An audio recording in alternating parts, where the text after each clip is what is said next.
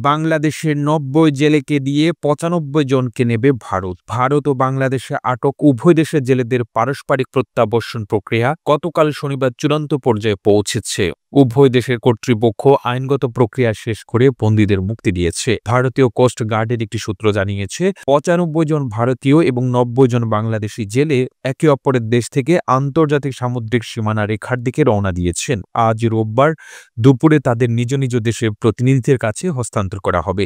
নাম প্রকাশে অনিচ্ছুক সূত্রটি টেলিগ্রাফ ইন্ডিয়াকে বলেছে, আন্তর্জাতিক সামুদ্রিক সীমানা রেখার কাছে হস্তান্তর ও গ্রহণ প্রক্রিয়া শেষ হওয়ার পর দক্ষিণ ২৪ পরগনার ভারতীয় উপকূলে পৌঁছাতে প্রায় ১২ থেকে ১৪ ঘণ্টা সময় লাগবে।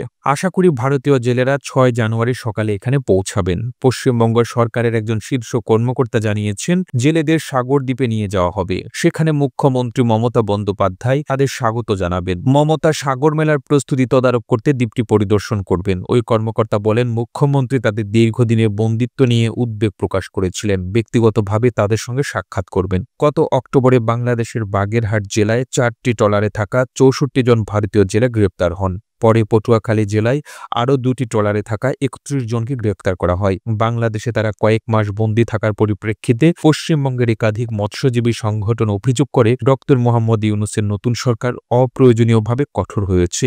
সুন্দরবন সামুদ্রিক মৎস্যজীবী শ্রমিক ইউনিয়নের সম্পাদক সতীনাথ পাত্র বলেন, আগে বাংলাদেশের উপকূল প্রশাসন আন্তর্জাতিক সামুদ্রিক সীমানা ভুলবশত অতিক্রম করা জেলেদের ফিরিয়ে দিত।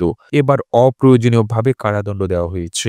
বাংলাদেশি আদালতে বন্দীদের মুক্তির জন্য মৎস্যজীবীদের সংগঠন একাধিক আইনি পদক্ষেপ নিলেও তা সফল হয়নি। জেলেদের সংগঠন যখন বন্দীদের মুক্তি নিশ্চিত করার চেষ্টা করছিল, তখন ভারতীয় কোস্ট গার্ড ওড়িশার পারাদ্বীপের কাছে ভারতীয় জলসীমায় প্রবেশ করা ৭৮ জন বাংলাদেশি জেলেকে গ্রেপ্তার করে। একটি সূত্র বলেছে, আরও প্রায় ১২ জন বাংলাদেশি জেলে আগে গ্রেপ্তার হয়েছিল।